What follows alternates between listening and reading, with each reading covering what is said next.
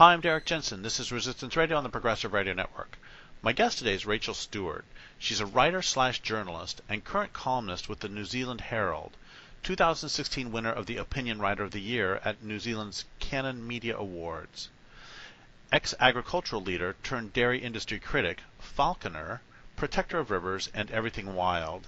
So first, thank you for your work in defense of the wild, and second, thank you for being on the program. Yeah, thanks for asking.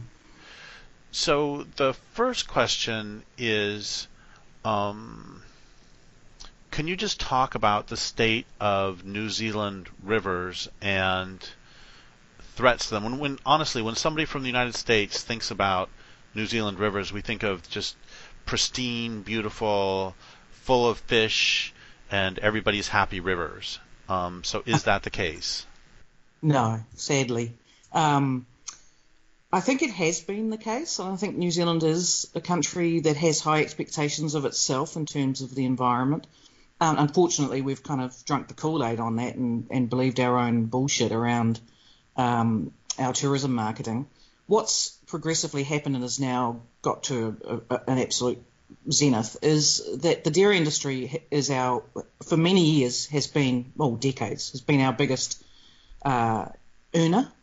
And now tourism has taken over. So those two don't actually do very well together because tourists do come here to see our wonderful rivers, of which we do still have some, but only in areas where dairy farming is not really happening. So maybe in the South Island with the high country, lovely, beautiful rivers. But what's happening in most of the lowland rivers is the nitrates and nitrogen from fertilizer and cow effluent, and more particularly their urine, is entering the waterways and has been doing it for decades, but has now reached a point where we're losing 72% of our native fish have gone.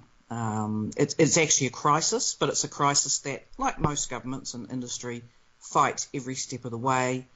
I have made a name journalistically by taking that on, and when I started writing about what was going on with our rivers and what was happening in the dairy industry, of which that is my background, my family were dairy farmers and sheep farmers. So what's happening is that they're putting all their might behind shutting us down from talking about it. And, it is a big earner for New Zealand, and we are a small country. But let me put it in context. We've got we've reached 5 million people now. We have something like 8 million cows. So we have more cows than people. They produce 28 times more effluent than humans a day, of course. And what happens is there's no septic or sewage situation for that, so it's absolutely just falling onto the ground. Then it rains or whatever, it goes down into the substrate and into the rivers and pollutes them. And it's been happening for years. And in fact, scientists believe, freshwater scientists believe, and I live with one, that it's probably a lag time of 40 years before the worst hits. So we've got a situation right now in Canterbury where we have 1.3 million cows on the Canterbury Plains, which is a very shallow soil. They've just found E. coli in 4 rivers, and the E. coli from cows, despite people saying, the Federated Farmers, which is, a national farm union, saying, oh, well, it's probably human or it's probably birds or the usual stuff, Derek. You know all about this stuff. So it's an ongoing battle. I don't know how we're going to win it. I don't know that we will, but I think we have a situation where New Zealanders do hate it when our rivers are unswimmable. We have a history of summer days like today. I mean, it's Christmas Day in New Zealand today. A lot of people will be out trying to swim in those rivers, and they can't anymore because they're getting sick. And that's when the wake-up call will start to happen, maybe when we lose somebody, because it's getting close. So that's the situation for us down here. Maybe it's partly because our tolerance for this thing where rivers aren't, beautiful anymore. And sometimes they look really beautiful, but of course you can't tell by looking. That New Zealanders don't put up with this very well. So we're getting to a point where maybe something may happen. We have a new government and they're a little bit more, they say better things about the environment. That doesn't mean anything really. Hopefully the tide will turn, but it will take a death or two, I suspect. So that's the situation. So I have a couple questions. One Sure. is, and just save this one for later, that so often, so many journalists I encounter, um, there's this great line by William James, which is the press is the hired agent set up by a moneyed let's see. The press is the hired agent of a moneyed system set up for no other reason than to tell lies where the interests are concerned. Hmm. And so often, my experience of journalists who have not yet been fired is that they don't come on as strong as you do, and instead they have to talk about how important the dairy industry is, Hmm. and so this is for later because I want to ask you other stuff first, but I just want you thinking about this. It's like, how do you keep your job? And so now Yeah. back to the original. The question I really wanted to ask first, though, is you said something about 40-year lag time, and can you explain how that works? Because okay, they poop on the ground, and some of that turns Yeah. into soil, which is good. Some of it turns into Yeah. plants, which is good. Some of it runs off into rivers, which is bad. And now, where do we get the 40 years? Well, because New Zealand's predominantly, and actually urine is the main problem, although, cow shit's not great, but urine is the main problem. What happens is in industrial agriculture like we've got here, and dairy farming is, huge, we're putting too much nitrogen fertilizer on. That's another big problem. So it's years and years and years of that still coming down. Like we've got thousands, hundreds, and millions of acres of land that's being used for years, and it's all got to filter through the soil, and that takes time. So the feeling is that and then there's the aquifers, of course, underground. So the feeling is that lag time's still coming, that we have not seen the worst of it, and that's just basic geography and basic time it takes for that stuff to carry on. If we stop dairy farming tomorrow, like completely, they still reckon we've got 40 years to go before we hit the worst. So that's what the scientists tell me. So it takes 40 years for um, the pollutants to filter Filter the from the water. surface Yeah, down to the aquifer. it can. Yes, Okay. the worst is yet to come.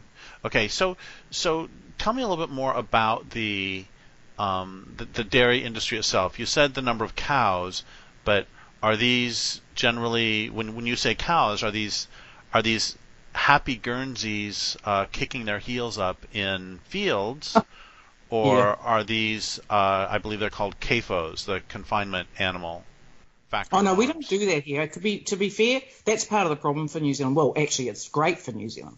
We do have I mean, while I sound negative about the dairy industry, I also understand it very well because I've got me through life. We have mostly Friesians and Jerseys cows. They are outside on the paddocks. We have very, very little containment. We only have containment on sort of feed pads in very, very cold environments, and I think there's only very few. Mostly New Zealand cows are out all seasons on, bucolic looking fields eating lush grass. Those bucolic fields, of course, are only there because of the amount of fertiliser that we use, that we get from the Western Sahara, and destroy people in the process of that. That's a whole other story. So we have this, we do have this situation where tourists do come here and they see this lovely industry, and the cows walking gently towards the shed. Might be 3 miles. It used to be, maybe half a mile to walk to the shed. Now it is industrial now. It's bigger. Our milking sheds are bigger. Everything is massive. We are the biggest producers of milk in the world. We have the biggest dairy factories. Fonterra is our cooperative. It's the biggest in the world, pretty much, per capita, I mean, in terms of scale. So it's huge, but it still looks quite nice because it's outside, and you don't see the kind of the knocking the male calves on the head when they're born because they're no use, and so you kill them because they take up too much milk to feed, so you might as well just knock them off. That's the kind of the other side of this industrial thing, plus the fact that we bring in masses of palm oil, PKE, palm kernel expeller. We're the biggest importers of that. That comes from obviously where you destroy your orangutan habitats. We do it as a supplementary feed, and of course, when you're bringing in supplementary feeds, you're not doing it on your own property. You're beholden to the industrial model. So it's all done. It's all done in a way that still looks kind of nice from the outside looking in, but it just is not. Yeah. And to be clear, I mean, I'm sorry for my ignorance of New Zealand, but the ruminants don't belong in New Zealand, do they? Or are there native ruminants? No, there's no native ruminants. They don't belong here. No, just like anywhere else, just industrial farming. Yeah. So it's interesting because the problem. I don't want to put words in your mouth, so I'm going to say something, and please disagree if this is incorrect. Sure. So sure. the problem is not that they're doing a strictly industrial model where you have 10,000 hogs confined in this area of a couple football fields, and the poop is directly outside. The problem is, I guess, finish that sentence. Scale. The problem is too many. The problem is the size of it. We have a country that is small, and it's geologically very young, and we have lots of empty spaces, and we're filling them up with where we would naturally normally have sheep. We had sheep for years, and it does not do the damage that dairy does. So it's the scale. We've gone from 15 years ago, 1.5 million cows, maybe that was, and certainly when I grew up, I was born in 1962. We had a small dairy farm with like 6 bales. It was a walk-through shed, very old.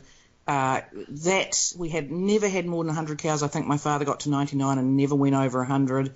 Not saying it was idyllic, but it was kind of. And everything, we had 80 acres, I think, on that bottom farm, on the dairy farm, and it educated 4 kids and fed everybody. And now we're talking about the average herd being something like 1,600, but there are herds that are sitting at 7,000-8,000 now, and they're owned by tribes, even Maori tribes, and you know about that. You've been down here.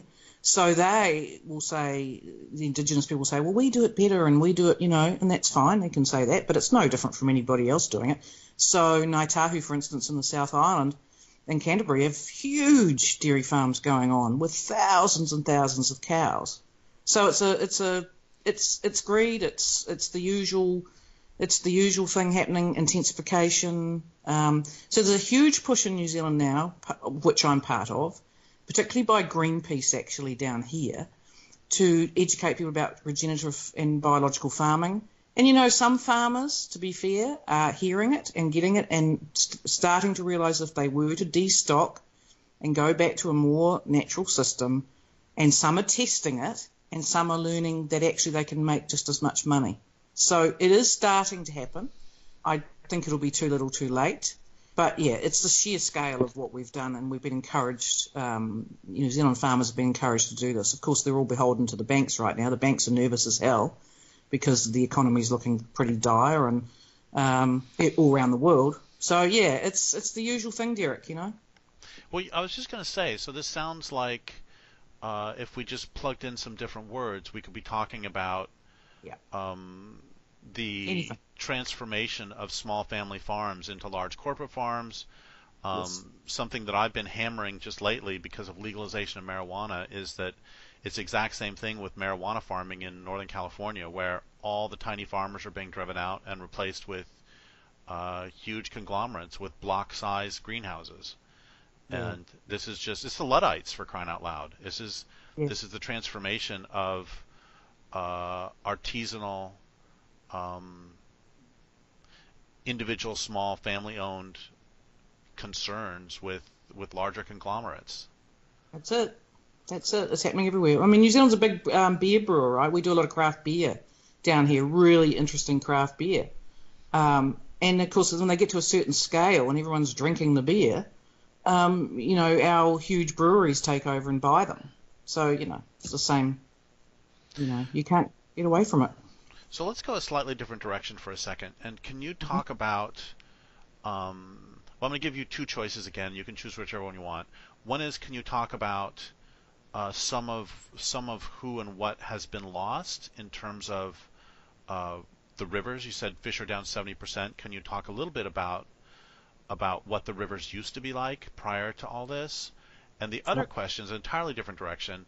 Is you have received at various points pushback from the dairy industry, and I find, including death threats, and I've received death threats. I just find it both horrifying and fascinating how so often death threats are the go-to means of discourse especially when an economic entity is thwarted.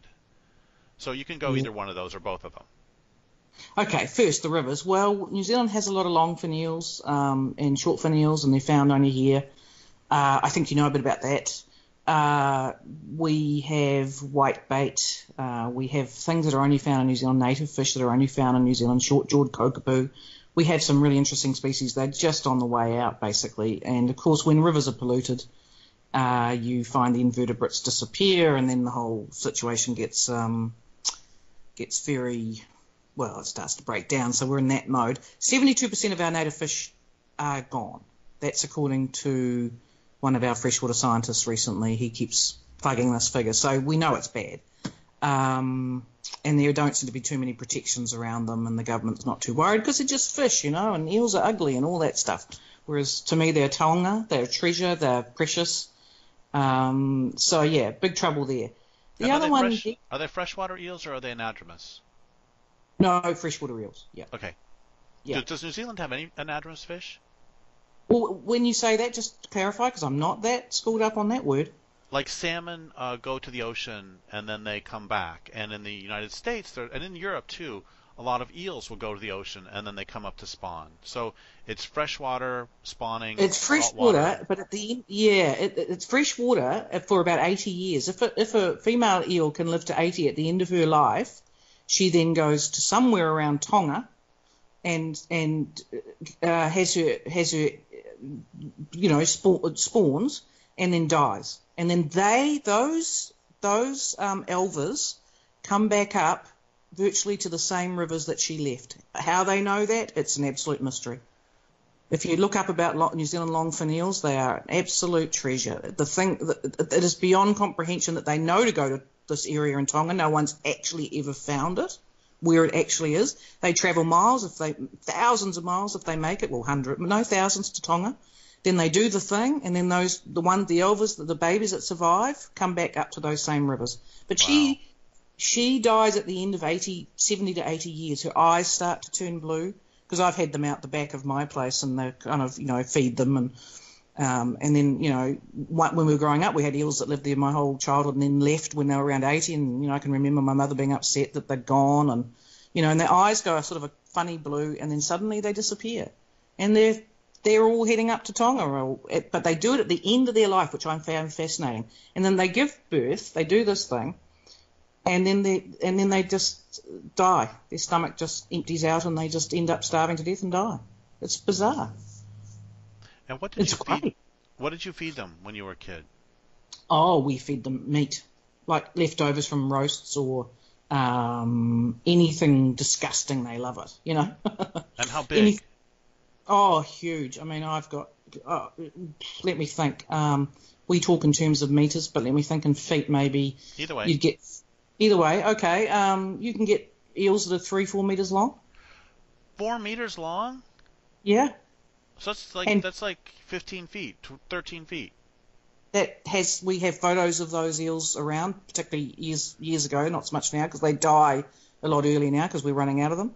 And they're fat. I mean, they are fat. And you would not want to go in there with blood on you because they will. I mean, I've been in situations where they've started attacking me and start writhing around on your leg, and they're incredible animals. I adore them. People think I'm nuts, but I love them. Yeah. And those are one of the fish getting hammered. Oh yeah, they're on the way out. Longfin eels, the New Zealand longfin eel. The shortfin eels, they're a bit smaller. They've got a different area where the fin is, obviously, and they're doing a bit better. But the longfin eels are definitely in big trouble. And do these longfin eels, do they not reproduce until they're 80? Roundabout, yeah. They have to live 80 years before they... Yeah. Well, no wonder they're getting hammered. Yeah. Yeah, they're not getting, and of course that's right. They can't. They get, and of course people see. What's interesting is that Maori fish them, and they have indigenous rights to eels. That's fine, and they have a quota system. But actually, they are voluntarily stopping fishing to give them a break. They're actually, some tribes are voluntarily giving them a break, which Pākehā, white New Zealanders, are not doing. We just keep doing it for, this is what gets me, Derek, is that the Longfin eel, this precious treasure, only found here, is then used for pet food in Japan. And it's got this beautiful life, this cycle of life that we will send it to Japan and they use it for pet food. And they eat it too, but they use it for pet food. And I find that absolutely appalling. Yeah. Well, I mean, it's appalling that we even eat them really anymore. But, this is happening to so many things. So that's what's going on in our rivers. In terms of the second question, I'm guessing too, just from what I know, I live just north of the Klamath, and prior to conquest, the Klamath would literally be, quote, black and roiling with salmon. And I've seen pictures of lampreys. Lampreys are eel-like fish, and I've seen pictures of lampreys that they're so thick that like a rock is covered to a foot and a half with lampreys. That's and right. I'm guessing, I could easily be wrong, but I'm guessing that prior to conquest, the eels were pretty much the same. That they were, if you go to a river, the chances are really good you're going to see a bunch of eels. Oh gosh, yes. I mean, there were times when I've heard stories from relatives that 100 years ago kind of stuff, that you'd just go into any old lake and it was just pouring, just black shiny bodies just going all over each other, and you could always feed eels too because they always love meat, so they come up to you. They're easy to catch, and if you can get them like that, and it's just everything's changed. It's New Zealand was exactly the same. I've been to the Klamath actually. I've spent a bit of time in there, and I came through where you live, Crescent City, and a couple of years ago, and it's a lovely area. That Klamath River is beautiful. Yeah, and unfortunately, I believe it was 2 years ago, for the first time, the Indians they had their standard Klamath Salmon Festival, but there weren't any salmon. Right. Yep. Anyway, so let's jump in the death threat direction. Right. I've had a lot. It's the problem for me now is that I'm inured to it, and I don't think that's necessarily healthy. I have had so many death threats in the last 8 years or so since I've been writing that about these issues that I just doesn't even really register. But I have had them come onto the property and leave me notes, and I've been left a note, and had cow shit delivered into the middle of the driveway so I couldn't get out, and did see the guy that did that, so the police talked to him. But that's toned down a bit now. It's almost like when I started writing about dairy issues in 2010, it was quite radical, and I think that I was used by a provincial newspaper that I started with as the kind of the whack job that they could all laugh at, because it was such a big dairying area. So when I started talking about these issues, and I've never changed tack, I just keep going, they just thought, well, she's got a good style of writing, and we like her, and they knew who I was, but it was getting so much, I was getting so much hate that I think they thought, oh, this is good, So that's how I've kept my job initially. And then what happened was, I think some of the things that I predicted started just unraveling before everyone's eyes, and I started to be taken a lot more seriously, even though I'm still hated by the dairy industry. There's a grudging respect there, though. Then I won this award, which everyone was absolutely shocked at. And it suddenly elevated me into the big leagues in terms of the New Zealand Herald, which, has 1 million readers every day. So, which is nothing in the American scale, but here it's quite big. So I think this death threat, rape threat thing, it's just so empty and meaningless to me now. It doesn't mean it would never happen, but I actually suspect, and I'm sure you do too, that if someone's going to kill me, they're not going to, broadcast it to the world first. So I kind of just pretty relaxed about it. I've received a boatload of death threats over the decades too, and and I have lots of friends who have, and it always, I guess the thing that that just strikes me as weird is that, yeah, there are plenty of foresters whom I hate, and there are plenty of, fisheries biologists who are on the wrong side and who are signing off on destructive timber sales, and I hate them. And honestly, if I saw them in town, I don't know, pretend not to notice them or something. But it would Yeah. never occur to me to send them a No. death threat. And the point is, this is, basically every activist I know has encountered this. I just find, well, and see, here's another thing that's really weird too, is something that changed my perspective on receiving death threats was when I learned that professional baseball players get death threats too. And it's like, for Uh, crying out loud, if you're going to send a death threat to a professional athlete, then yeah. You're anyway, so I whacked don't. up. Yeah, and it just I guess the thing that's striking me is that it's just an extraordinary thing that if you express an opinion that someone doesn't like, and especially an opinion that goes against the way they make their living, it just does strike me that death threats are almost standard. Yes. Yeah. Absolutely. And I what we're don't. finding now with the lack of free speech that we're encountering from, the woke left, I guess, if you want to put it any other way, uh, is that free speech is kind of, I mean, if I don't like someone's opinion, I just kind of don't read it or don't even, I just go, oh yeah, and carry on. I just don't, it's beyond me that we can't have these conversations. Yeah. Yeah, and again, it doesn't matter whether the issue we're talking about is the transgender issue, which both you and I have been embroiled in, or whether it's dairy or whether it's logging. It seems that there's a standard response, which is, okay, so it's time for me to come to your house and kill you. Yeah.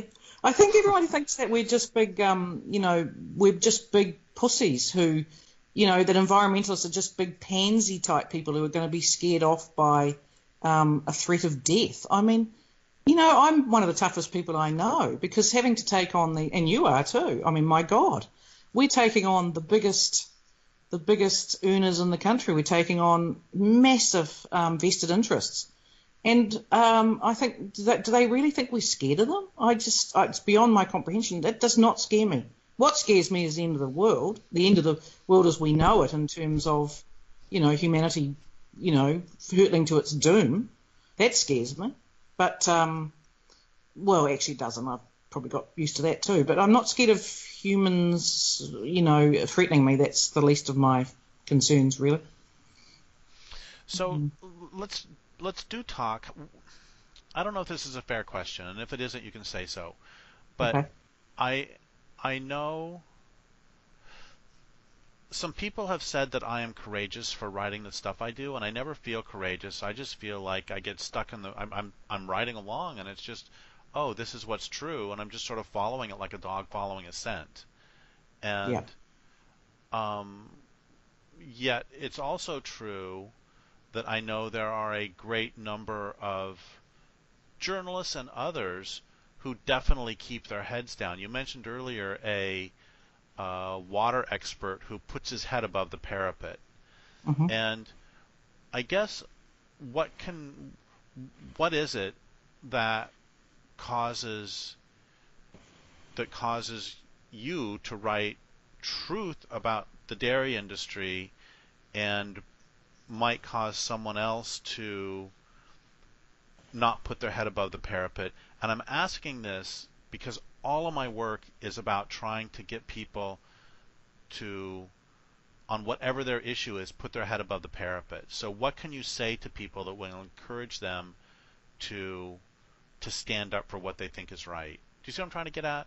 Yeah, I do. Yeah. I think, look, I have many journalist colleagues that disappoint me every day. Sometimes I tell them that they do. I recently signed New Zealand has been the first country to, recently our new Prime Minister Jacinda Ardern we've banned all new permits for exploration.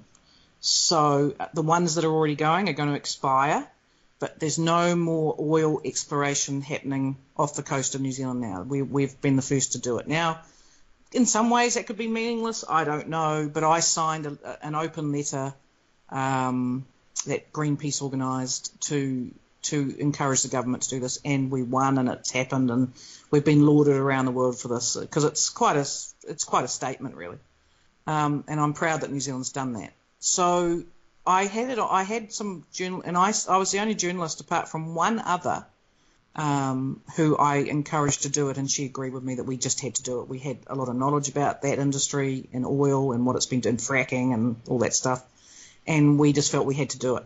And I asked other journalists about it who I really admire, who write really good stuff, and mostly it's to do with social justice and things that, you know, it's not my bag, but it's theirs. And I said, why don't you sign this? Because, you know, why can't we have more people doing this? And to a person, they said, well, we just want to keep we want to keep balance. We want to keep being respected.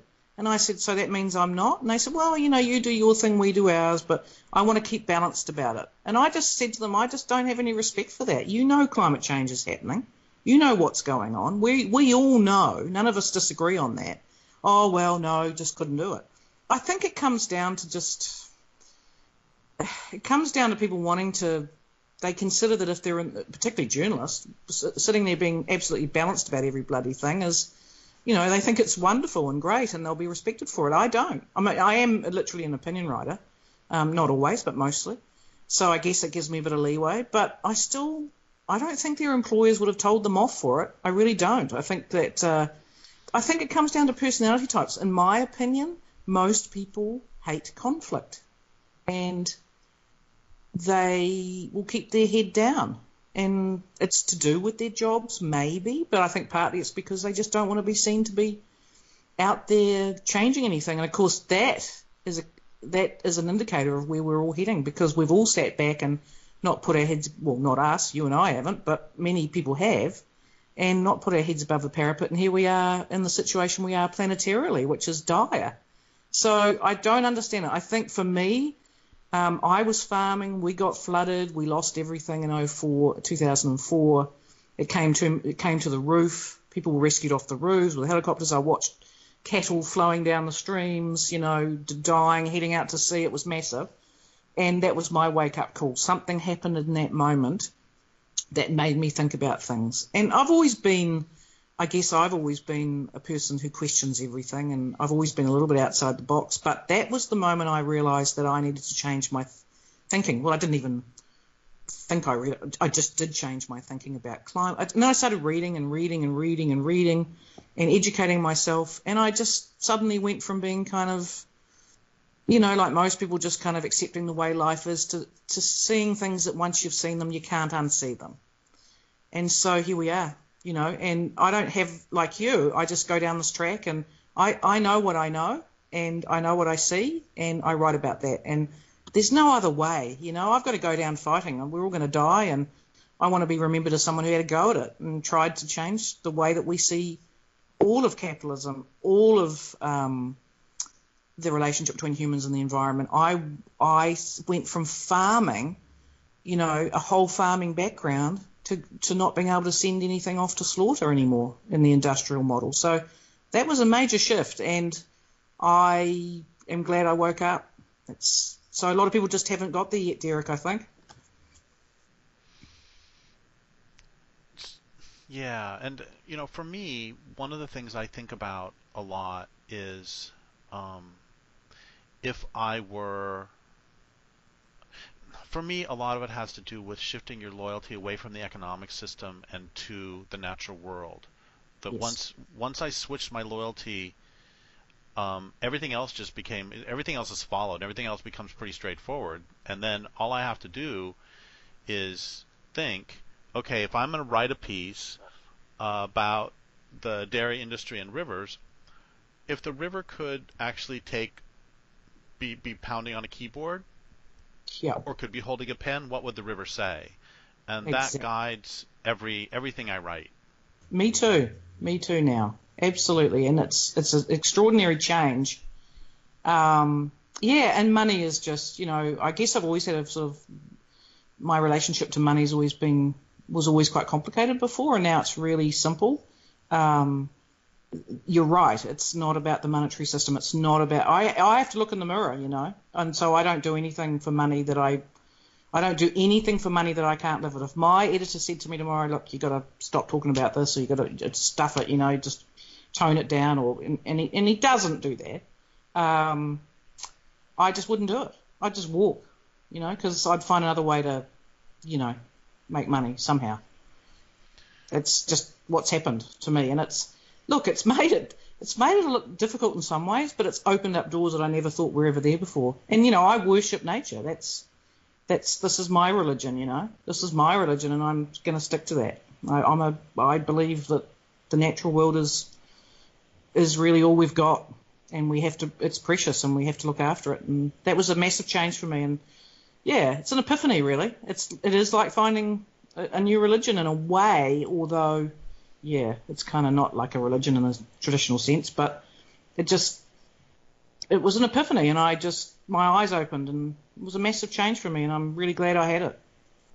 Well, for me, it is a religion, and yeah. And I'm comfortable saying that because a religion is supposed to teach us, I believe, how to live together and how to live in place, and it's also supposed to teach us how to experience the divine. Yes. In whatever that means. And just from your little description, I don't mean to put words in your mouth, but it seems to me that you can perceive the divine in those eels. Yes. And so for me at least, when the problem with a lot like Christianity is that you've got this distant sky god, one of the many problems, but one of the problems is a distant sky god, and that's not going to really teach you how to experience the divine in a redwood forest. No. And the divine has to be here in the trees and in the eels and in everybody else. That's right. So let's go back to dairy for a minute and go back to just almost policy. So if they made you the what are they called, Tsarina? If they made you the Tsar, if they made you the king or queen, the queen of all things dairy in New Zealand. Yeah, the agricultural minister, the Minister of Agriculture, yep. Yep, so you're Minister of Agriculture appointed tomorrow. And the rule is you cannot, in the first 3 months, get rid of capitalism. So you have to continue the framing conditions that we have. I mean, we all know that if you could, if we really want to save the planet, we have to get rid of industrial civilization. You can't do that right now. That's like 2 years down the road. Okay. I guess I would have I would work out a system of regulations that worked, because the people that regulate the dairy industry are called regional councils. They basically don't seem to do that. They seem to work for the dairy industry. So I would make them accountable, and I would make the dairy industry accountable in terms of leaching. So by leaching, I mean the amount of nitrate. You can work out pretty closely how many cows on what sort of land, under what conditions are leaching into the environment. So you'd work on tightening those controls. Then after a few months, I'd say, now we're going to make you destock. You're going to shed, first of all, 20% of your stock. Sorry about this. We're going to compensate you maybe a little bit, but not to the extent that you think you're going to get. And then we're going to progressively over time maybe destock another 20% the year after, and then another, and then to the point where we get to maybe 50% of the national herd. There would be some incentives along the way, because I'm not naive enough to think that you can't that you can make farmers do something without some financial, subsidies, because that's what they are. So there'd be a number of things, but I would then look at investing very heavily in biological regenerative farming, so that everybody has to be able to make hay or silage or feed from their own properties. So I guess I'd be putting a massive effort and energy into biological farming. So that would be basically the framework that I would be working in. And an idea I had several years ago was that if I were made in charge of soil across the country, one of the things I might do is measure the soil on everybody who has more than, let's say, I don't know, 1,000 acres, 5,000 acres, some fairly large amount of property, so you're not worried about somebody who has an acre. You basically test the soil every 5 years, and if the soil is not both deeper and healthier on its own terms, then the land is seized. Right. Cool. That's a I know, of That's course, radical. this would last. That's And radical. this plan would last about 3 minutes before my head would be on a pike. That's dead right. Yeah. I mean, I'd love to say the same thing, but we know it's pretty much unworkable. But yes, I agree. Yeah. So my point is, in terms of the regenerative farming, that if you're going to do farming, that's the way to go. Absolutely, there's no other way to go. New Zealand's got this idea that we're supposed to feed the planet, and we do feed the planet. It's a myth. We're not here to feed the planet. We're here to feed ourselves. Globalization is this ridiculous construct now. We really have to shut the gates and feed ourselves. So we need to, look, if we don't cut to the chase soon, we'll get there because we'll be forced to, and there'll be no globalization in a very short period of time, I don't think. Which will be great for the eels, because I learned this several years ago when I was talking with somebody from Canada who used to see 4 or 5 grizzly bears every single day, and now saw a grizzly bear every month, and the reason was because hunters had discovered the market for bear gallbladder in China. Mm-hmm. And the point is that that global demand, even for something as esoteric as a bear gallbladder, no natural population, no matter how strong, can support infinite demand. No.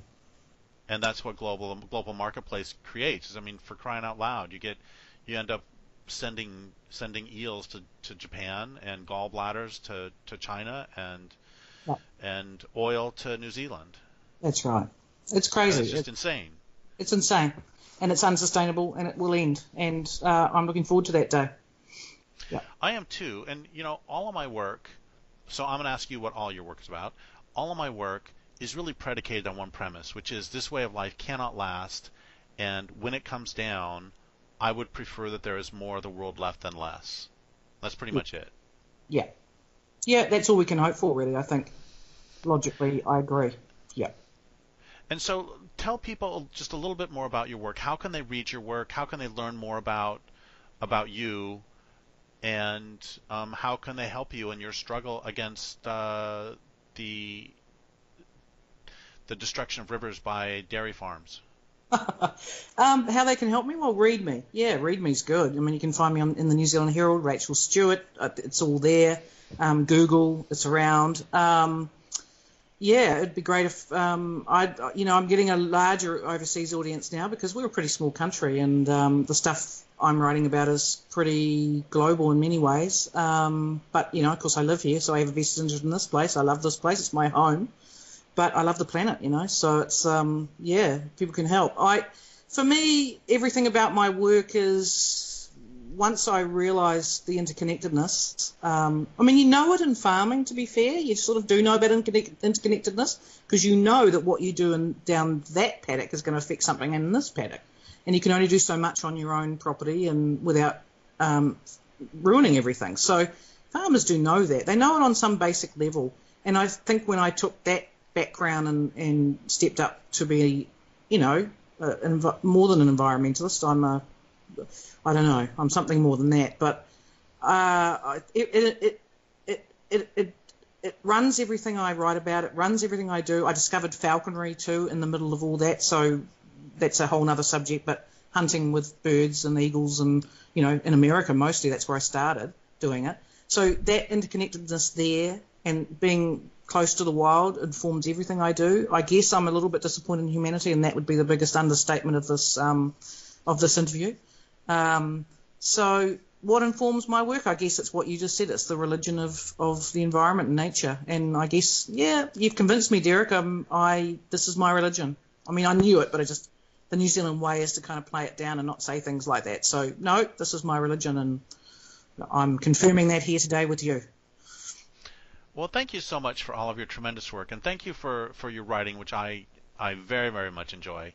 And I would like to thank listeners for listening. My guest today has been Rachel Stewart. This is Derek Jensen for Resistance Radio on the Progressive Radio Network.